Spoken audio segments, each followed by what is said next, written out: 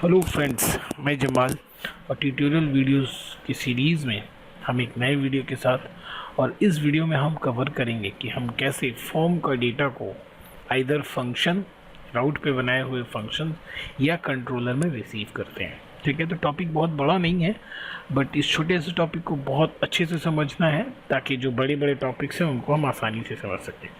तो चलिए पहले समझते हैं क्या करने वाले हैं हम। बेसिक्स आइडिया राउट का हम बहुत अच्छे से समझ चुके हैं, कैसे कंट्रोलर क्रिएट करना होता है वो भी समझ चुके हैं, इम्प्लीमेंट करके देख चुके हैं, फंक्शंस कैसे क्रिएट करना है राउटिंग पे सारी चीज़ हम देख चुके हैं।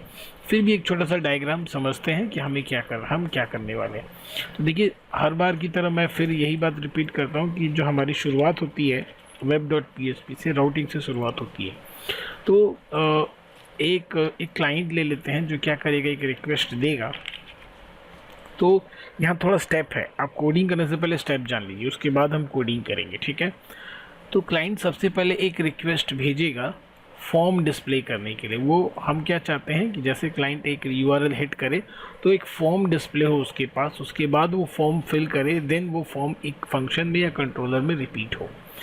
तो देखिए स्टेप्स क्या क्या है अपने पास। सबसे पहले स्टेप 1 में है आपके पास कि आपको फॉर्म डिस्प्ले करवाना है। सबसे पहले फॉर्म डिस्प्ले करवाना है, मीन्स एक यूआरएल तो आपको लगेगा फॉर्म डिस्प्ले करवाने के लिए। एक यूआरएल हमें रजिस्टर करना होगा ताकि फॉर्म हम देख सकें, फॉर्म व्यू कर सकें। ठीक है ना, मतलब डायरेक्ट उस व्यू को हमें एक्सेस करना होगा, चाहे आप फंक्शन बना करें या डायरेक्ट करें। दूसरा, आप ध्यान दीजिएगा, आपने फॉर्म बन गया, यहाँ पे फॉर्म सबमिट हो गया, एक फॉर्म डिस्प्ले हो गया। अब हम जानते हैं कि फॉर्म हम सबमिट करते थे, जब हम कोर पीएचपी की बात करें तो जब हम फॉर्म सबमिट करते थे तो यहाँ पे एक एक्शन पेज हुआ करता था जिसके अंदर हम ये उस पेज का नाम लिखते थे जहाँ पे इस फॉर्म का डेटा रिसीव होगा। ठीक है, ध्यान से समझिएगा। फॉर्म के अंदर एक एक्शन एट्रीब्यूट हुआ करता था जहाँ पे हम उस दूसरे वाले पेज का नाम लिखते थे जहाँ पे इस फॉर्म का डेटा जो है वो रिसीव होगा। आ रही बात समझ में? तो भाई यहाँ पे तो हम रिसोर्स को, लैरावेल के अंदर तो हम रिसोर्स को मेंशन ही नहीं कर सकते, किसी रिसोर्स का नाम डायरेक्ट लिखेंगे नहीं। हम क्या लिखेंगे, एक निकनेम लिखेंगे या एक यूआरएल लिखेंगे जिसके थ्रू हम उस एक्चुअल रिसोर्स फाइल तक पहुँच सके। तो स्टेप 1 में सिंपली ये वाला जो प्रोसेस है, आपने एक यूआरएल मेंशन किया जो सिर्फ फॉर्म को डिस्प्ले करवाएगा, स्टेप 1।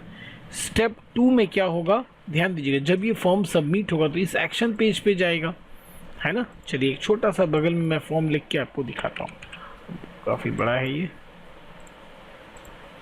तो फॉर्म एक्शन, यहाँ पे आप क्या लिखते थे भाई, यहाँ हम लिखते थे process.php, जो भी हो कोर PHP की अगर बात करें हम, तो यहाँ पे हम लिखते थे अपने process.php।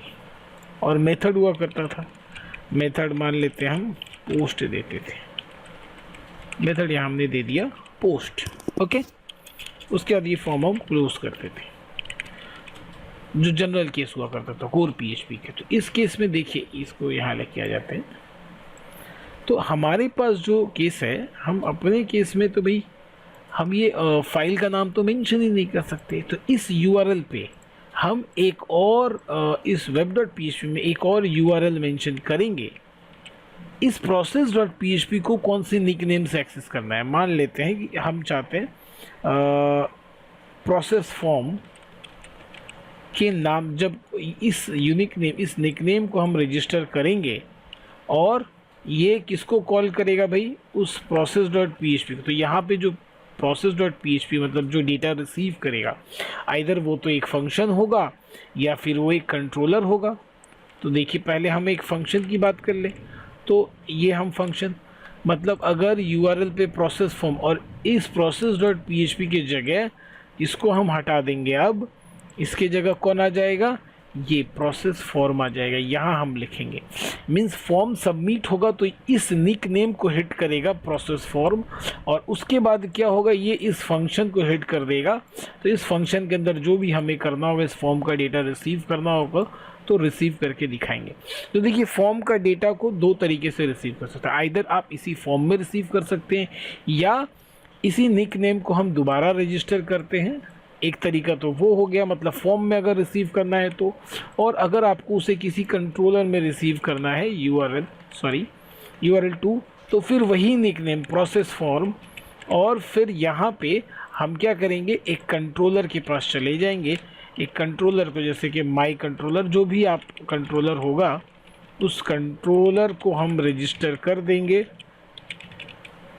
और कंट्रोलर के अंदर फिर मेथड कौन सा भी, सेट डेटा या गेट डेटा या जो भी हो, आपको हैंडल जो भी नाम आपको देना है, मान लेते हैं सेट डेटा, ये रहे। तो देखिए दो तरीका हुआ, फॉर्म का डेटा को हम दो जगह रिसीव करना आपको सिखाएंगे। आइदर फॉर्म का डेटा को हम URL पे बने हुए फंक्शन में ही रिसीव करना सिखाएंगे, और फॉर्म का डेटा को हम कंट्रोलर में भेजना भी सिखाएंगे। तो दो चीज़ें आप इस वीडियो में सीखने वाले। इस वीडियो का जो मेजर एजेंडा है वो क्या है कि हमें फॉर्म का डेटा को फंक्शन में भी रिसीव करना सीखना है, और फॉर्म का डेटा को कंट्रोलर में भी रिसीव करना है। तो स्टेप्स थोड़ा सा क्लियर कर लीजिए, फिर हम कोड में चलेंगे। पहला स्टेप तो ये होगा कि वो जो व्यू पेज है, जो जिसके अंदर वो फॉर्म है, उसे हमें डिस्प्ले करवाना है। तो उसके लिए एक URL रजिस्टर करना होगा, जिस URL को हम हिट करेंगे और तो हमारा वो फॉर्म वाला जो व्यू है वो डिस्प्ले हो जाएगा। उसके बाद हम इस फॉर्म पे आते हैं। तो हमें पता है कि फॉर्म के एक्शन में हम उस पेज का नाम लिखते हैं जो इस फॉर्म का डेटा को रिसीव करेगा, बट लैरावेल में तो हम पेज का नाम लिख ही नहीं सकते। तो फिर हम एक URL रजिस्टर कर देंगे जहाँ पे हम एक निकनेम मेंशन करेंगे, और उस निकनेम के रिस्पेक्ट में क्या होगा, कौन सा फंक्शन कॉल होगा या कौन सा कंट्रोलर कॉल होगा, वो हम रजिस्टर करेंगे, आइदर फंक्शन या कंट्रोलर, और उस निकनेम को इसके एक्शन में मेंशन कर देंगे, ताकि जैसे ही फॉर्म सबमिट होगा ये निकनेम हिट होगा, और उस हिट होते ही आइदर ये फंक्शन कॉल हो जाएगा, आइदर ये फंक्शन कॉल हो जाएगा, और ये कंट्रोलर कॉल हो जाएगा। तो देखिए स्टेप क्लियर होना चाहिए। अगर ये स्टेप क्लियर है तो कोडिंग में कुछ भी नहीं है। स्टेप नहीं क्लियर होगा तो कमेंट में बताइएगा, ताकि मैं दूसरे स्ट्रैटेजी से आपको बताऊं, और समझ में आए तब भी ज़रूर बताइए कि हाँ समझ में आया। तो चलिए कोडिंग की ओर चलते हैं। आसानी से बिल्कुल सारी चीज़ें जैसे हमने समझा उसके रिस्पेक्ट में ही कॉल करते हैं। तो देखिए लास्ट वीडियो में हमने ऑलरेडी ये जो व्यू है कहाँ बनता है बहुत बार बता चुके हैं। व्यू रिसोर्स फोल्डर के अंदर व्यू रिसोर्स को ओपन करते हैं। इसके अंदर व्यूज़ देखिए, इसके अंदर हमने वेलकम, यूज़र, होम, कई सारे जो हैं वो व्यू बना रखे थे blade.php। तो एक काम करते हैं, हम यूज़र को ही डबल क्लिक करके ओपन कर लेते हैं। यहाँ पे देखिए चलते हैं, ठीक है। मैं यहाँ पे अभी HTML का इस्तेमाल नहीं करने वाला हूँ। नेक्स्ट वीडियो में मैं बूटस्ट्रैप वगैरह इस्तेमाल करूँगा। तो बहुत सिंपल यहाँ पे एक सेंटर टैग इस्तेमाल कर लेते हैं, फॉर्म पोस्ट ले लेते हैं, ठीक है। तो देखिए यहाँ पे देखिए बहुत मज़ेदार चीज़ है, इस जगह पे देखिए एक्शन, हाँ इसमें बाद में आते हैं हम। मेथड हमारा पोस्ट है, इस पर हम क्या करते हैं, एक इनपुट टेक्स्ट ले लेते हैं। सो इनपुट टाइप टेक्स्ट जिसका नाम हम दे देते हैं T1, ओके। ID अभी छोड़ देते हैं, place holder, enter your name, है ना, BR टैग लगा देते हैं। मैं बिल्कुल ही स्टाइलिंग अभी नहीं इस्तेमाल कर रहा हूँ। और एंटर योर ईमेल, देखिए इस तरह से हमने दो लगा दिए। और एक इनपुट टाइप सबमिट ले लेते हैं, इनपुट कोलोन सबमिट लिखिएगा, ये अपने आप चलाएगा। Value equal to click me, ये बहुत सिंपल सा हमने बनाया था। अब इस यूज़र को, इस व्यू को, इस फॉर्म को देखने के लिए हमें एक URL रजिस्टर करना पड़ेगा, है ना। तो एक काम करते हैं, देखिए यहाँ पे ध्यान दीजिए, ऑलरेडी किया हो, मैं बस उसको थोड़ा सा रिवीजन करता हूँ, लास्ट वीडियो हमने बता रखे। तो इस व्यू को स्टेप 1 को फॉलो करते हैं। इस फॉर्म को देखने के लिए एक URL रजिस्टर करना पड़ेगा। तो रूट व्यू और यूज़र पेज यूज़र, देखिए एक ऑलरेडी। अब व्यू को दो तरीके से एक्सेस करते हैं, लास्ट सारे वीडियोस में हमने मेंशन कर रखे हैं। पहला तो या तो फंक्शन के थ्रू या डायरेक्ट व्यू लिखेंगे, ये हो जाएगा हमारा निकनेम, और ये हो जाएगा हमारा वो व्यू और वो पेज, वो HTML पेज जिसे हमें कॉल करना है या डिस्प्ले करवाना है। तो यहाँ हमने लिख दिया यूज़र पेज। अब सेव कर लेते हैं, यूज़र पेज को हम टेस्ट करते हैं। देखिए ऑलरेडी यहाँ पर एक बार टेस्ट करके रखा है हमने। तो देखिए यहाँ पर ये दिख रहा है, इस बार जो है वो मिडिल में दिख रहा है। थोड़ा सा जूम कर लेते हैं इसको, योर नेम ईमेल, ठीक है। अब कोड में आ जाइए, देखिए यहाँ पे अब पार्ट 1 स्टेप 1 तो क्लियर हो गया। स्टेप 2 फॉर्म जब सबमिट होगा तो कहाँ जाएगा। तो फॉर्म सबमिट होता है, कहाँ जाता है वो हम यहाँ मेंशन करते हैं। फॉर्म के सबमिट होने पे फॉर्म का डेटा कहाँ जाएगा वो हम एक्शन में मेंशन करते हैं। तो कोर पीएचपी में हम डायरेक्ट पीएचपी फाइल का नाम लिख दिया करते थे, बट लैरावेल तो आपको रिसोर्स को डायरेक्ट एक्सेस करने देगा नहीं। तो भाई आपको ये डेटा कहाँ ले जाना है, इसके लिए आप यूआरएल पे फिर आओ और एक web.php पे फिर आओ और एक यूआरएल रजिस्टर करो, एक निकनेम रजिस्टर करो और उस निकनेम के रिस्पेक्ट में डेटा कहाँ जाएगा वो देखना है। और उस निकनेम को अब हम यहाँ मेंशन कर देंगे इस एक्शन में। होपफुली बात आपको समझ में आ रही होगी। तो web.php में दोबारा आते हैं और देखिए इसको हटाते हैं, पूरे चीज़ों को देखते हैं और यहाँ देखिए हम क्या लिखते हैं, राउट कोलोन पोस्ट, है ना, क्योंकि फॉर्म क्या कर रहा है, पोस्ट हो रहा है। फॉर्म पे देखिए फॉर्म का डेटा क्या हो रहा है, हमारा मेथड पोस्ट है, इसलिए हम लिखेंगे पोस्ट। और चलिए इस निकनेम बनाते हैं प्रोसेस फॉर्म, ये हमने लिख दिया। अब इसके बाद हम क्या करते हैं, एक फंक्शन बनाते हैं। पहले डेटा हम फंक्शन में रिसीव करके आपको दिखाते हैं, यहाँ सेमीकोलन देते हैं। तो क्या वो डेटा फंक्शन में रिसीव होगा, देखिए फॉर्म का डेटा जब भी हम सबमिट करते हैं तो एक रिक्वेस्ट जनरेट होता है, और जब एक रिक्वेस्ट जनरेट होगा तो उसको एक्सेस करने के लिए आपको ये वाला जो कोड है आपके web.php में रहना चाहिए, तभी आप इसको इस्तेमाल कर सकते हैं। इस रिक्वेस्ट के पैकेज को हम यहाँ पे क्या करेंगे, यूज़ करेंगे। अदरवाइज़ क्योंकि ये बाय डिफ़ॉल्ट माई कंट्रोलर्स में एक्टिव रहता है, बाय डिफ़ॉल्ट जैसे ही कंट्रोलर बनाते ही आपको बना बनाया मिलता है। तो ये आपको क्या करना है, क्योंकि हम यहाँ फंक्शन में रिसीव कर रहे हैं तो फंक्शन web.php में होता है, यहाँ पे ये नहीं रहता है, इसलिए फंक्शन में आप डेटा रिसीव नहीं कर पाओगे जब तक आप ये वाला चीज़ ऊपर उसे यूज़ ना करो। उसके बाद फिर ये जो पैरामीटर देख रहे हैं आप, यहाँ पे रिक्वेस्ट का एक ऑब्जेक्ट बना लो $REQ, ये ऑब्जेक्ट नेम में कुछ भी हो सकता है। अब बिल्कुल आप यहाँ पे उस फॉर्म का सारा डेटा रिसीव कर सकते हो। तो चलिए टेस्ट करते हैं। यूज़र में हमने यहाँ पे क्या क्या बनाया, T1 एंड T2 बनाया। तो जैसे ही सबमिट होगा, अच्छा हाँ, अब ये वाला जो आपने निकनेम बनाया ना पोस्ट प्रोसेस फॉर्म, उसको लाके आप फॉर्म के एक्शन में लिख दीजिए।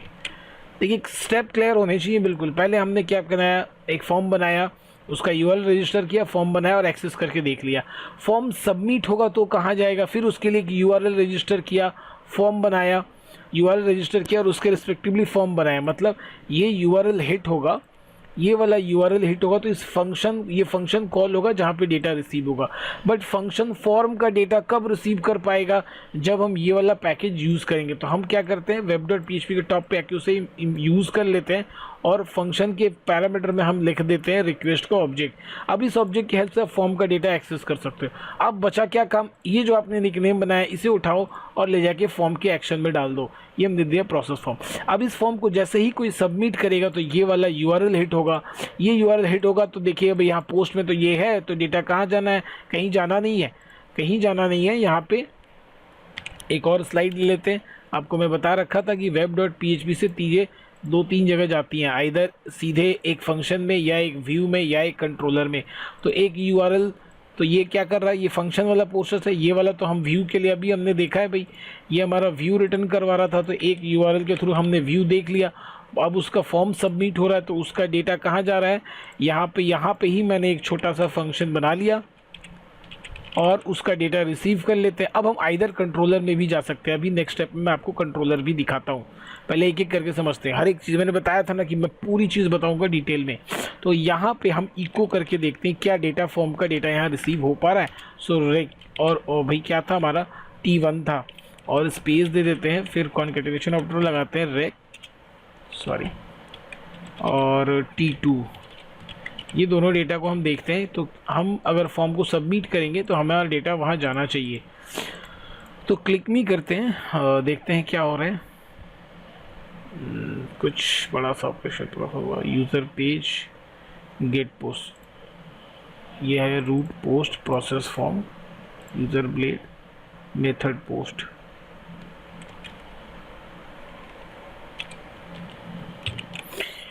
चलिए एक बहुत इंपॉर्टेंट चीज़ छूट गई, sorry for this. Form Laravel में एक बहुत इंपॉर्टेंट है, इसे मैं नेक्स्ट वीडियो में बहुत डिटेल में कवर करने वाला हूँ जब हम फॉर्म हैंडलिंग देखेंगे। कि लैरावेल हर एक फॉर्म को एक लैरावेल बोलता है कि हर फॉर्म में एक यूनिक टोकन होना चाहिए, तभी उस फॉर्म को हम प्रोसेस करेंगे, अदरवाइज प्रोसेस नहीं करेंगे। तो उसके लिए क्या करना है, आपको लगाना है CSRF। इतनी सी बात आपको लिखनी, देखिए @ आप मत लिखो, वो खुद ही यूज़ कर लेगा जो आपका एडिटर है। CSRF ये क्या करता है, एक यूनिक टोकन इसमें डालता है। तो चलिए देखते हैं कि भाई यूनिक टोकन है क्या। बैक करते हैं, हम रिफ्रेश करते हैं, देखिए आपको कुछ भी नहीं दिख रहा है। जो हमने ये @सिर्फ लिखा ना, इसके रिस्पेक्टली आपको कुछ नहीं दिख रहा है। आप करो Ctrl+U और देखो इसका सोर्स कोड। अगर आप सोर्स कोड देखोगे तो आप यहाँ देख पा रहे हो क्या, इनपुट टाइप हिडन, टोकन और उसका वैल्यू। ये भाई अगर आपके फॉर्म में नहीं होगा तो आपका फॉर्म का डेटा प्रोसेस नहीं होगा। और इससे आपको इस तरह से नहीं लिखना है इनपुट टाइप हिडन विडन, ये पहले पुराने वाले वर्जन्स में लिखा जाता था। ये सेशन का एक वैल्यू होता है तो इससे छोड़ देते हैं। नेम अंडरस्कोर टोकन ही होना चाहिए, इनपुट टाइप हिडन होना चाहिए, ठीक है। तो इतना लंबा नहीं लिख के आपको लैरेवल एक छोटा सा इसके लिए फंक्शन प्रोवाइड करता है। बस आपको लिखना है @CSRF, ये ऑटोमेटिक उस इनपुट टाइप हिडन को क्रिएट करेगा, उसके अंदर एक यूनिक सेशन आईडी वैल्यू चिपका देगा टोकन के नाम से। और अगर ये आपका फॉर्म के अंदर नहीं रहा तो ये प्रोसेस नहीं होगा, ठीक है। तो चलिए अब देखते हैं क्या सिस्टम है। अब तो आई थिंक मुझे लगता है बिल्कुल रिफ्रेश काम करना चाहिए। क्लिक मी, परफेक्ट, ठीक है। तो देखिए मैं अभी कोई कंट्रोलर नहीं बनाया, मैंने सिंपली बस जो रूट है, रूट के बदले में एक फंक्शन बना दिया और फंक्शन के अंदर डेटा को रिसीव कर लिया। बट ये फंक्शन डेटा को कब रिसीव कर पाएगा, दो केसेस में। आइदर ये रिक्वेस्ट वाला पैकेज यहाँ रहना चाहिए, आइदर नहीं होना ही चाहिए। दूसरा, उस फंक्शन के अंदर ये रिक्वेस्ट का पैरामीटर होना चाहिए। इस रिक्वेस्ट ऑब्जेक्ट की हेल्प से हम उस फॉर्म का डेटा को रिसीव कर पाएंगे। कौन सा फॉर्म डेटा भाई, ये वाला फॉर्म जिसके एक्शन में आपने प्रोसेस फॉर्म लिख रखा हो, और ये URL प्रोसेस फॉर्म इस फंक्शन में डेटा को लेके जाएगा। तो स्टेप क्लियर हुए आपके, ये स्टेप यहाँ कोड पे क्लियर होना चाहिए। देखिए सीक्वेंस क्लियर होना चाहिए। जो बिगिनर्स है उनके लिए सीक्वेंस ही मायने रखता है। बहुत बार वो सीक्वेंस पे अटकते हैं, पहले क्या करना है, फिर क्या करना है, फिर क्या करना है। तो पहले केस में हमें ये व्यू देखना है, तो उसके लिए सिंपली एक व्यू वाला हमें URL रजिस्टर करना है यूज़र पे, जो इस यूज़र को यूज़र वाले ब्लेड को लोड करवा देगा। तो ये हुआ स्टेप 1। स्टेप 2 में जाना है, फॉर्म बनाना है। फॉर्म उसके बाद ये @CSRF याद से लिखना है, इनपुट टाइप टेक्स्ट में ये सारी चीज़ें देनी है। एंड देन वापस इधर आना है, दूसरे वाले URL को रजिस्टर करना है। तो दूसरा वाला यूज़र का हमने निकनेम दिया प्रोसेस फॉर्म। जैसे ही प्रोसेस फॉर्म हिट होगा तो ये फंक्शन कॉल होगा, और फंक्शन जो है फॉर्म का डेटा रिसीव करेगा। तो फॉर्म का डेटा रिसीव करने के लिए दो कंडीशंस हैं, एक तो रिक्वेस्ट और दूसरा वाला पैरामीटर में ऑब्जेक्ट। ये हो जाएगा, उसके बाद आप क्या करो, इस फॉर्म प्रोसेस फॉर्म का जो निकनेम अपने फॉर्म के एक्शन में डाल दो। फिर इन दोनों का डेटा T1 T2 आप आराम से इसके अंदर रिसीव कर सकते हो। This is the first part of this video, जहां पे हमने फॉर्म का डेटा को अपने रूट के बगल में बनाए हुए फंक्शन के अंदर ही एक्सेप्ट करना सीखा। होपफुली आपको समझ में आया हो। समझ में आया तो ज़रूर कमेंट में बताइएगा, आया हो तो, नहीं आया हो तो भी। दूसरा, अब हम इस फॉर्म का डेटा को कंट्रोलर में लेके जाते हैं। तो कंट्रोलर में लेके जाने के लिए आप अब ये वाला बंद कर देते हैं हम, ठीक है। ये वाला बंद करने के बाद, चाहे इसे रहने देते हैं हम, लेट इट बी, हम एक और रूट जो है वो रजिस्टर कर लेते हैं पोस्ट के नाम से, और यहाँ हम कर देते हैं गेट फॉर्म डेटा, ठीक है। ये हमने नाम दे दिया। अब कंट्रोलर यूज़ करें। देखिए कंट्रोलर के केस में भी दो कंट्रोलर बना हुआ है, माई कंट्रोलर, टेस्ट कंट्रोलर। चलिए अगर कोई फर्स्ट टाइम वीडियो देख रहा है तो उसके लिए मैं दोबारा कंट्रोलर बना लेता हूँ। तो फंक्शन क्या है, PHP आर्टिसन मेक। अच्छा एक काम करते हैं, यहाँ से नहीं बनाते, पहले हम दिखाते हैं कि ये आया कैसे। ये सारे इसको हमने बंद कर देते हैं। टर्मिनल पे चलते हैं, न्यू टर्मिनल पे आ गया हमारा टर्मिनल। सो यहाँ से आप अपना कमांड बना, ये अपना कंट्रोलर बना सकते हो। आपका कंट्रोलर कहाँ क्रिएट होता है, ऐप के अंदर, HTTP के अंदर, कंट्रोलर्स फोल्डर के अंदर। आप डायरेक्ट राइट क्लिक करके भी बना सकते हो, कमांड से भी बना सकते हो। ध्यान पे रखिए, अगर कोई फर्स्ट यूज़र है, मैं उनके लिए बात कर रहा हूँ। अदरवाइज मैंने प्रीवियस वीडियोज़ में बहुत अच्छे से बताया है। आप डायरेक्टली राइट क्लिक करके भी बना सकते हो। उस केस में क्या होगा, राइट क्लिक करके अगर बनाते हो तो ये सारे पैकेजेस आपको मैनुअली लिखने पड़ेंगे। जो आप क्लास बनाओगे उसमें ये कंट्रोलर एक्सटेंड करना पड़ेगा। इतना सारा काम आपको खुद करना पड़ेगा। अगर आप इतना सारा काम खुद से नहीं करना चाहते तो सिंपली यहाँ पे आओ, PHP आर्टिसन मेक, ठीक है। क्या बनाना चाहते हो भाई, हम तो बनाना चाहते हैं कंट्रोलर बनाना चाहते हैं। कंट्रोलर का नाम फॉर्म कंट्रोलर। देखिए ये जो फर्स्ट लेटर होना चाहिए वो कैपिटल होना चाहिए। उसके बाद ये जो कंट्रोलर मैं जोड़ रहा हूँ वो मेरा खुद का प्रोग्रामिंग स्टाइल है। कंट्रोलर लिखा होने से रीडेबिलिटी बढ़ता है, देख के समझ में आता है कि भाई ये कंट्रोलर है, किस लिए लिख रहे हो उसका नाम मिलता जुलता होना चाहिए, जो प्रोग्रामिंग के कॉमन नेमिंग कन्वेंशंस है। तो इस तरह से एक कमांड है PHP artisan make controller, controller का नाम, ये हम एंटर मारते हैं। देखिए क्या बोलता है कि कंट्रोलर बन गया। कहाँ बन गया आपको पाथ भी दिखा दिया, क्रेडिट सक्सेसफुली। और यहाँ लेफ्ट साइड में देखिए फॉर्म कंट्रोलर बन चुका है। तो इस पर डबल क्लिक करते हैं, आप देखो ये सब कुछ बना बनाया मिल गया। अब यहाँ पे हम बना देते हैं फंक्शन। देखिए काम अल्टीमेटली फंक्शन ही करता है। उस समय आप डायरेक्ट रूट के बगल में फंक्शन बना रहे थे, इस बार हम कंट्रोलर के अंदर में फंक्शन बना रहे हैं। अब यहाँ पे हम कर देते हैं प्रोसेस फॉर्म, है ना, प्रोसेस डेटा कर देते हैं, फॉर्म वगैरह कुछ नहीं। अब यहाँ पे देखिए इस बार आपको ये रिक्वेस्ट का जो पैकेज है ऑलरेडी बना के दे रहा है, इस बार हमें देना नहीं है, सिर्फ हमें क्या करना है इसका ऑब्जेक्ट बना लेना है। सो रिक्वेस्ट का हम एक बनाएंगे ऑब्जेक्ट, आप ये कॉपी कर लो $REQ, ये हमने बना लिया। इसे बनाने के बाद हम इको करते हैं $REQ।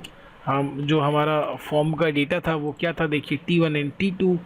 तो यहाँ पे हम T1 को प्रिंट करते हैं, स्पेस देते हैं और फिर $REQ T2 को प्रिंट करते हैं। ठीक है, और कुछ नहीं करते, इससे ज़्यादा अभी हमारा कोई काम नहीं है। वेब में आते हैं, यहाँ क्या लिखना है, अच्छा ये जो आपने कंट्रोलर बनाया है लेवल 7 के बाद से उस कंट्रोलर का आपको पाथ देना होता है। देखिए यहाँ पे माई कंट्रोलर, टेस्ट कंट्रोलर, सबका पाथ दिया हुआ, लेकिन अभी हमने क्या बनाया, नया फॉर्म कंट्रोलर बनाया। तो इसे कॉपी करके पेस्ट कर लीजिए और यहाँ पे आप लिख दीजिए फॉर्म कंट्रोलर।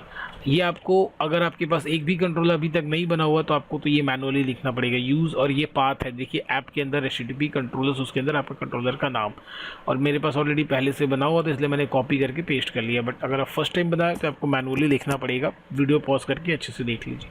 फॉर्म कंट्रोलर का पाथ आपने दे दिया। अब यहाँ पर आना है और यहाँ पर क्या लिखना है आपको, फॉर्म कंट्रोलर, अच्छा सॉरी, इसको ना आपको एरे में लिखना होता है। ये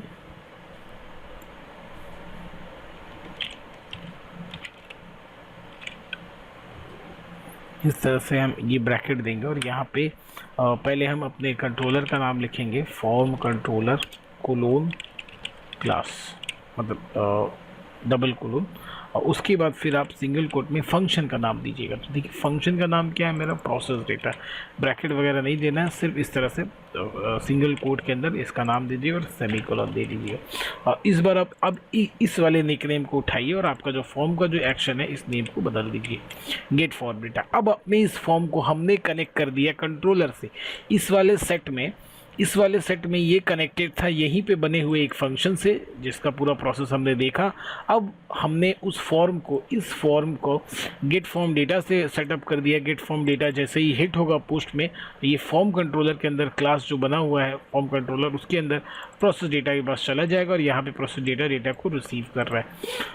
तो चलिए टेस्ट करके देख लेते हैं भाई। सब कुछ तो हमने कर रखा है। बैक करते हैं, वापस से रिफ़्रेश करते हैं, एक बार इसे वापस से एंट्री करते हैं। तो देखिए डेटा में तो कोई फ़र्क नहीं है, वैसे का वैसे ही दिखा, बस इस बार कंट्रोलर के थ्रू दिख रहा है, पिछले बार रूट में बने हुए एक फंक्शन के थ्रू दिख रहा था। तो इस तरह से हम फॉर्म के डेटा को फंक्शन के अंदर रिसीव कर सकते हैं या कंट्रोलर के अंदर भी रिसीव कर सकते हैं। नेक्स्ट वीडियो में हम फॉर्म का डेटा को वैलिडेट करेंगे और फॉर्म के इस पूरे प्रोसेस को और भी डिटेल में देखेंगे और बूटस्ट्रैप के कुछ फंक्शंस को इस्तेमाल करेंगे। तो वीडियो देखने के लिए thank you so much. Video अच्छा लगा हो तो चैनल को सब्सक्राइब कीजिएगा, वीडियो को शेयर कीजिएगा अपने दोस्तों के साथ। वीडियो देखने के लिए again thank you so much.